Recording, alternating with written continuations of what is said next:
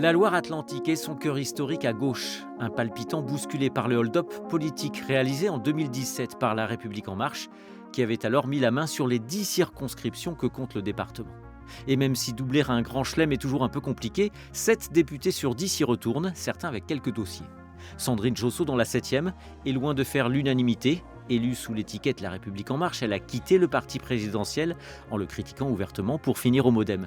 Des soucis judiciaires en plus. Sandrine Josso est poursuivie pour n'avoir pas remboursé 10 000 € que lui aurait prêté une ancienne attachée parlementaire. Anne-France Brunet, dans la 3e, elle aussi visée par une plainte d'une ancienne assistante, accusée de violence et harcèlement. Cette adhérente d'En Marche depuis 2016 tente le doublé dans une circonscription emblématique, longtemps chasse gardée d'un certain Jean-Marc Ayrault.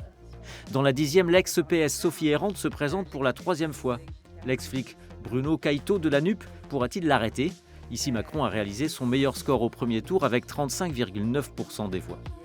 Dans la 2e, 2 élus de la ville de Nantes au combat. La députée La République En Marche, Valérie Opelt, se représente avec en face la 2e adjointe de Johanna Roland, Julie Lahernous, investie par la NUP.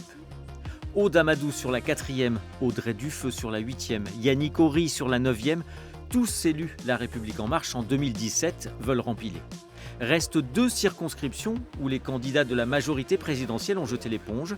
L'ex-PS Yves Daniel dans la 6e raccroche après 2 mandats et François de Rugy dans la 1re.